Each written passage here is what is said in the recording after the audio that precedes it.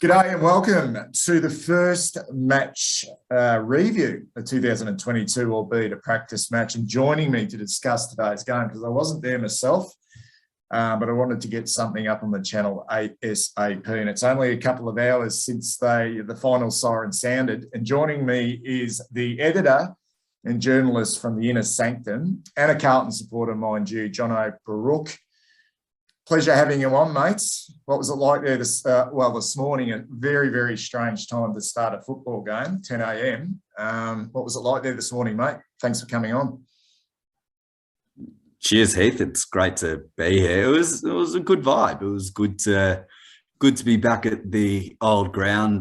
Plenty of people either pulling the work from home card or taking a sick day, or even I was joking with one of the Carlton officials up in the grandstand who was saying that there was no work getting done on the construction site. They're all standing around having the world's longest smoko, I reckon. But overall, it was a good day, good hit out, good to see some of the boys in action, some of the new boys, some of the older boys.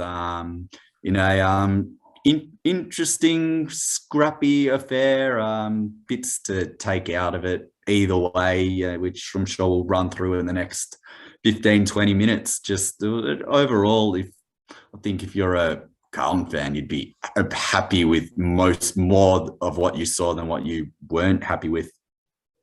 Yeah, look, mate, I didn't see much of it myself. I'll catch up with a replay of the game over the next couple of days. But 9-13-67, the Blues kick. Silvani, Chera, he's took these singles to Kemp, Durden and Kennedy, and the Saints 8-12-60. Led quite convincingly, mate, at quarter time. I think it was 4.5 goal lead, and then the Saints hit back. Familiar to the Blues, there was that momentum swing, and the Saints took a slight lead in at half time. But the boys fought back after half time. Take us through the game and how you saw it.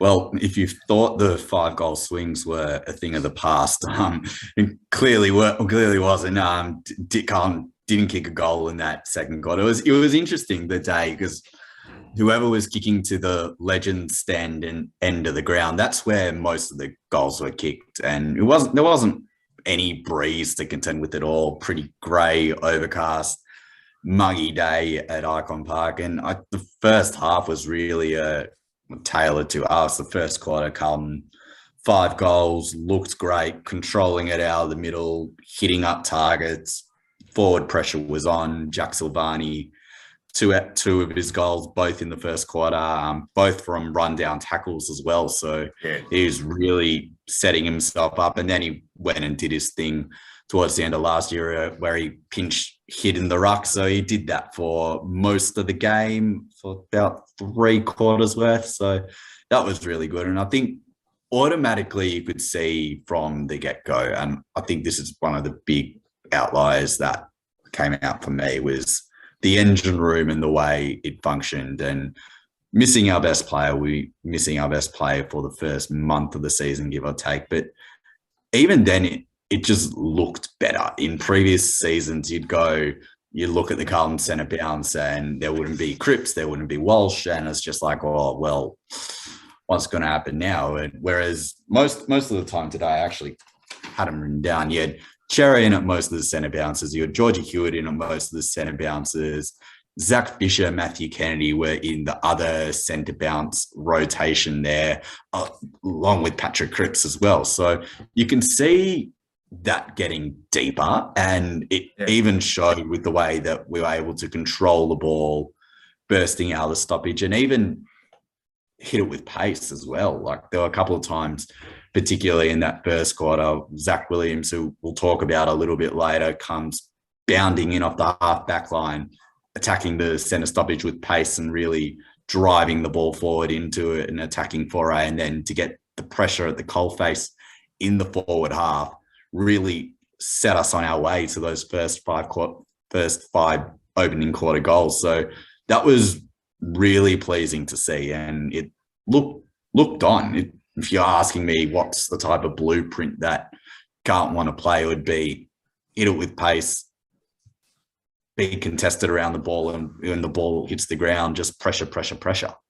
So take us through that momentum swing, mate, in the second quarter. It's all too familiar for us Carlton fans, and it's something which has been a concern for such a long time. What if anything, did change? But did the centre sort of setup change? I mean, you mentioned the likes of Chera, Cripps, Georgie Hewitt. I assume Picknett would have been in there at the start of the game. Did things change in that second quarter? Did we have to throw things around in the middle? Did they start to get momentum out of the centre bounce?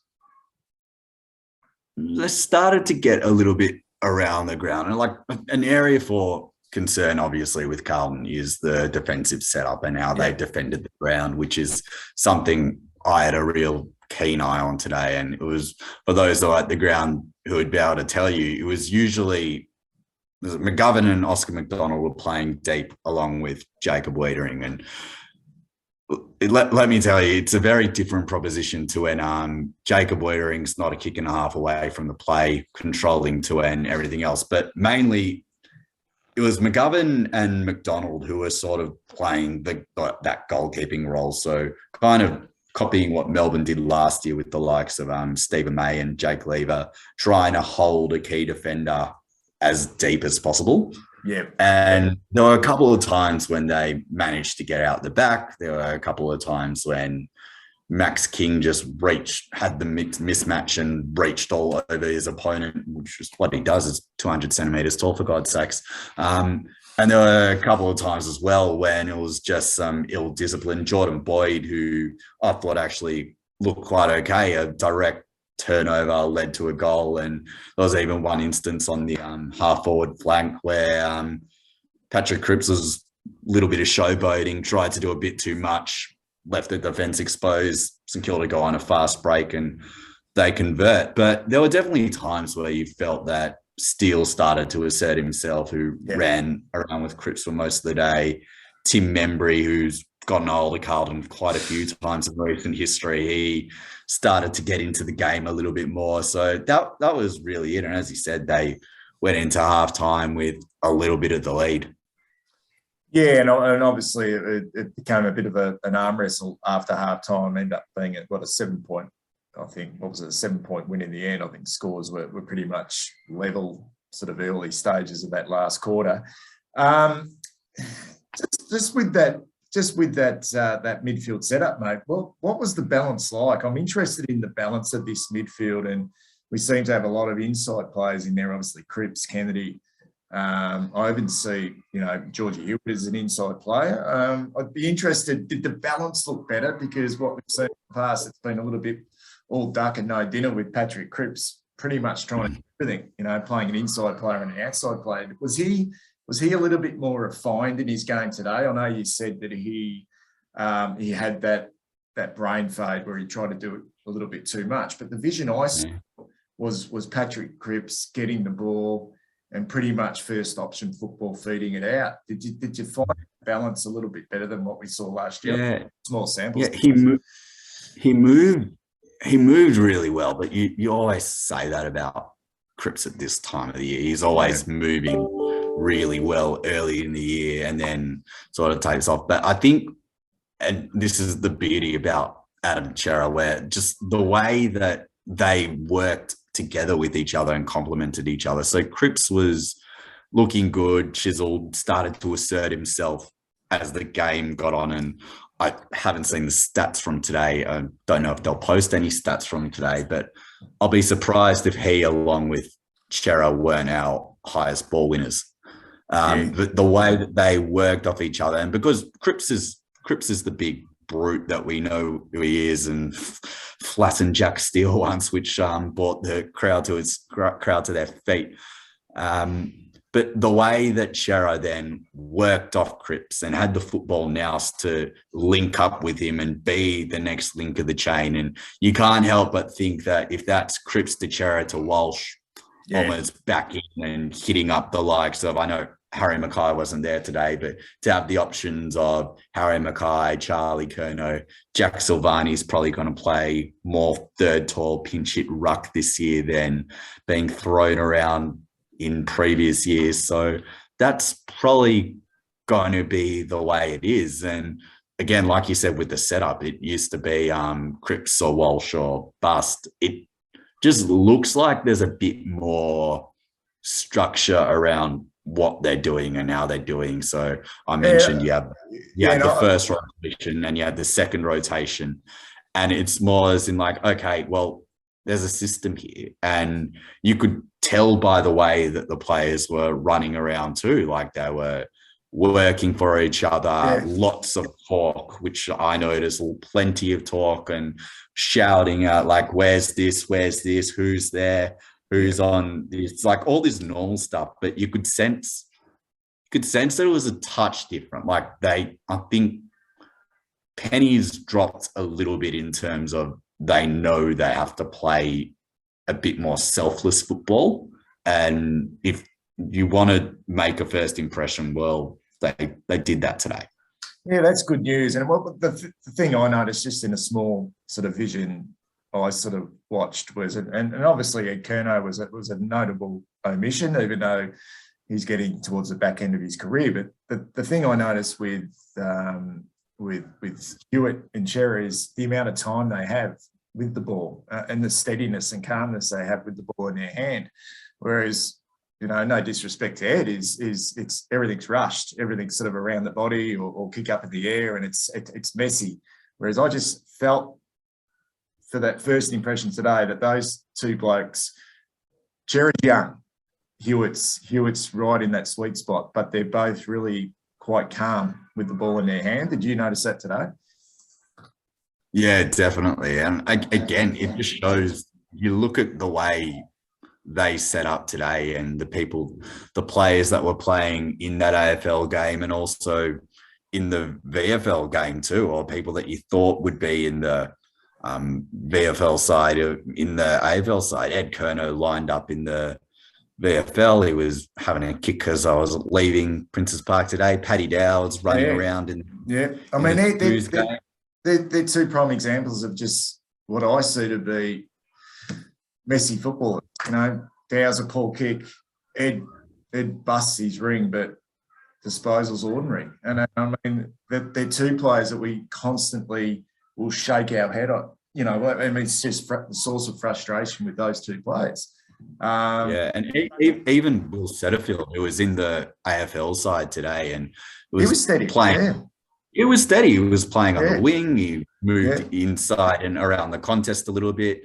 Can't remember him starting at a centre bounce, but he looked pretty clean. And he's another one who's almost lost his spot towards the middle of last year before he got injured and fell out of the side. And even now with the likes of Chera and Hewitt coming in, well, you're thinking, well, he's played his best football as an inside midfielder at Carlton. There's, on the basis of what we saw today with the starting rotation, of course, Walsh is going to come back into that starting rotation, and who's going to be in the next rotation with Fisher and Kennedy, and even having the likes of, I don't know, Sam Philp even got a centre bounce today from what I saw. So there's a lot of people in there. So it was a fair way back in the centre bounce attendances rotation, Setterfield. But it was nice. He definitely looked a lot fitter than what I'd seen him previously. He moved well. He was kicking the ball well. I remember watching him as a junior. He's got so much talented setters, and it's a massive year for him. Obviously, out of contract at season's end, so he's going to want to really crack in. And if he can follow in the footsteps of, take a leap out of Angus Brayshaw's book and really make that outer wing his own, then he could reinvent himself. What we'll do, mate, absolutely outstanding analysis of the game itself and some of the areas that we're interested in and what we want to see, obviously develop. We've got, a big start to the season. Let's just quickly run through just a quick word on each of the players that played today, just a sentence or two. Did they play well? Were they quiet? Just a quick. Jack Silvani. Jack was really good, really set the tone early, forward pressure, kicked 2 goals, just was lively is probably the best way to describe that. It looks like he's going to be that second ruckman for most of the year. He came out with the shin guard on and really likes getting up and in there. And the best part about it is because he's undersized, he's another midfielder when the ball hits the ground. So if he gets the tap, he can from his own tap really and really set it up, and he's got great skills, Jack. I'm really looking forward to seeing what he can do this year. Lockie O'Brien, quick word. Wing. Yeah. I did see a bit. I saw a bit of vision there where he dropped an absolute pud in the second. He had a mare of a 5 minutes in the second quarter, and that's sort of Lockie O'Brien in a nutshell. He looked good. Yeah, it is. I think. I think with Lockie, he knows where to go and he knows what to do, and he just needs to be given a license to get into the right position and just really, we talk about it, it's the basics of football, but really simplify his role. And if Lockie's role is to run that defensive wing side, get the ball and deliver it long, that's it. None of this fancy stuff. Like, that's the prime role of a winger, to run hard and deliver the ball, which is what Lockie O'Brien can do. That should be it.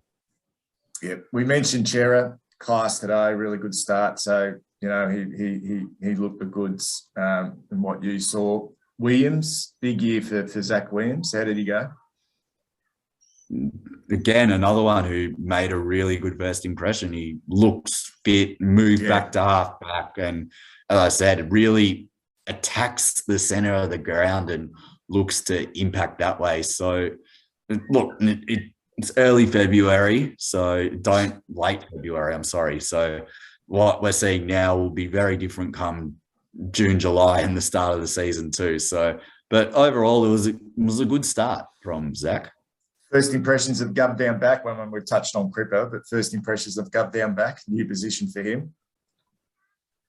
I thought he was Mark late. I saw a really nice mark late.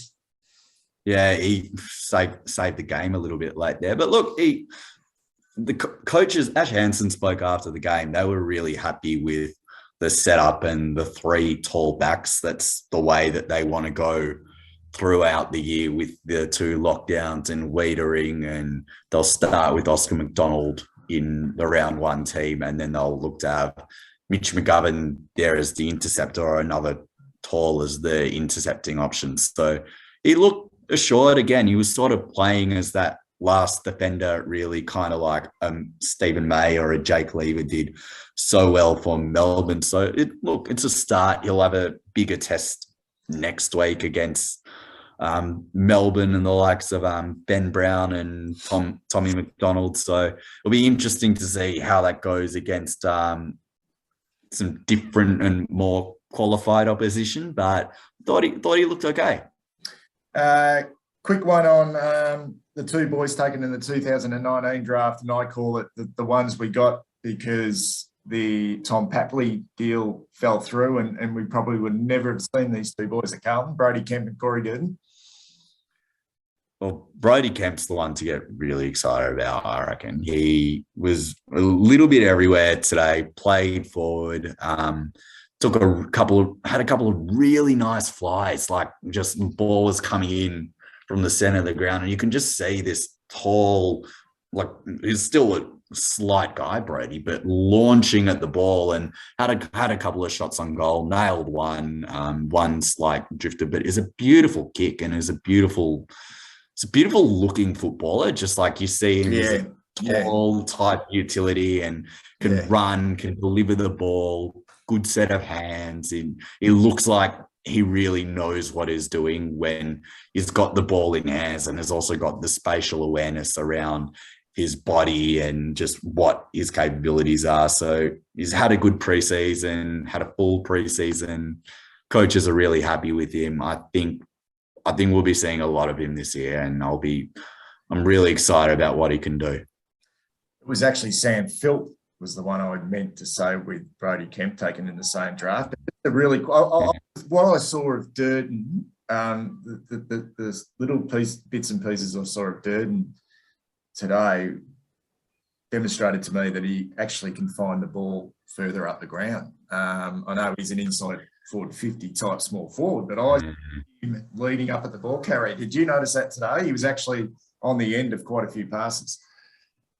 Yeah, he pushed up well, Dirds. He'll definitely be there round one. He started very deep, but kept on pushing up the ground and found himself in the middle of a secondary stoppage in the center of the ground at one point. So it was really good. He was getting on the end of chains, delivering the ball into the forward 50, really pushing up as well, and using his pace and using his aggression and speed, and just trying to get on the end of it. Of course, took his goal really nicely too, from a hit up pass, I think from Matt Kennedy it was. So it was a nice game from Dirds. He's going really, really well, and I'm glad he swayed you the other way, Durden. Yeah, no, I'm been very impressed. I obviously love the defensive side of his game and his power and his speed, but we need to see that balance with him. And today, in the patches I saw, was a guy that knows how to read the play. And that to me shows some real craft. Just a quick one on Sam Philp. I know he's another one that's had that, a horrific run with injuries, particularly last year, but, he's been given an opportunity early in the year. Yeah, he has. Him and Jordan Boyd was the other one. Yeah. We were probably surprised to see they were the two in the AFL squad, even though there had been some whispers around Boyd. But Philp is, as you mentioned, he had that horrific run with injuries. They're giving him an opportunity off half forward, really hitting up and trying to run the ball as well. I'd like to see him maybe trialed on a wing as well, because he does have that power and that leg speed. And I think it was Z who put it on Twitter, saying that it was played well, but in the time that he's been seen in a Garden jumper, he hasn't actually kicked the ball that well, which is surprising. So it's one area to look at, but he hit up pretty well. He presented well, hits it with pace. So he's another one that, and again, just hearing the coaches speak about him the other day at the open media session, is another one that they've been really excited about his preseason and what his capabilities are and what he should be able to do. I don't think he'll start the year in the senior side, but he's definitely one to watch. Just the final one, mate. I mean, Jordan Boyd's the real surprise pack, and I think I'll put something out a while back in regards to a lack of lockdown sort of small defender, and one that can use the ball really well. I know we've got Sard, he's a beautiful distributor. He gets on the end of it, obviously, but we want to release him. Did you see in Boyd's game today to suggest that he might have that in him? I mean, he's no spring chicken. I mean, he's 22, 23 years of age, so he's not a kid, but he is raw, obviously, in regards to the AFL. But did you see anything in his game today to think, well, there could be something there? He can kick the ball, which is a starter. He's a beautiful kick, aside from the one turnover that got cut off in the second corner. He's nothing of him too, like a small but feisty little character too, from a couple of the big tackles that he laid and a couple of little skirmishes with Dan Butler as the game got on. But I liked what I saw from him as well. Probably a bit further back in the pecking order, but by seeing him picked in today's side, Plowman missed is in a conditioning block. That's the reason for his non-selection today. Same goes for Jack Martin, just a bit of conditioning there. But with Boyd, I think there's definitely scope there, and he got a lot of the ball up on the half-back area, distributing a little bit. Caleb Daniel was immediately the player that came to mind when I saw him live in the flesh, and just again that ability to be able to choose the right option, distribute. I'm going to stop you right. I'm going to stop you right there, mate. There's a headline right there. Jono Baruch says Jordan Boyd is the next Callum. No, I'm going to put that on Twitter, mate. I'm going to say that. You can plaster that everywhere. I don't think he'll be there round one, but there's something to work with. Something to work with, yeah. And you can see the read. I mean, obviously Nick Austin, our recruiting, our list manager, has a history with him being at the Western Bulldogs and seeing him in the VFL system there. Just quickly, mate, before I let you go, are you hearing anything in regards to the final list spot? I know I said publicly in one of my videos that I think it will be Josh Cripps. I know a lot of people disagree with me on that, but are you hearing anything? Not much, but if you read into selection today in both games, St Kilda had a couple of their train-ons. We saw with Essendon yesterday with their train-ons, and they got spots on the list, whereas two out of the three players that are training with Carlton both lined up in the VFL, Josh Cripps and Michael Lewis. I think Tyrese Leo missed with an ankle injury. Yeah, see, I see that. That's a bit concerning. Yeah, I mentioned that in one of my videos. There's a history of one of the I don't know a lot about it. One of the criticisms, obviously, durability, and I mean, if you're trying to get a spot on the list, and you can't intra-club or practice game. Just in terms of who's leading the race for that final spot, I'm not sure. Like everyone, we'll all wait to hear the report out of the VFL today. How they went. And there's Jesse Geist-McCasker as well, who's been on the list before. Listen, mate, that was absolutely magnificent, and we need to do this semi-regularly. I know you're a very, very busy man, but I'll definitely get you on again before the start of the season for a big preview to see the way it's going to unfold for us. You're a great person in regards to the Blues. You're doing some great work, mate, for the Inner Sanctum. So magnificent there as well. So congratulations both. I mean, you've taken the helmet off and now you've put the footy boots on, but really when you're a Carlton supporter, mate, you need to wear a helmet, don't you? So I love your work and I appreciate your time. No worries, mate. Thanks so much for having me on your channel. It's been a great chance to chew the fat. And as you said, there's always part of the heart that's lied. And even though we've got to do a job and report what we see and report the facts and deliver the news, every heart beats navy blue, and especially this one when it's been like that for all my life. So I'll try keep doing the best work that I can do. And thanks so much for your kind words, and looking forward to chatting again. Good on you, Jono. Speak soon, mate. Ta.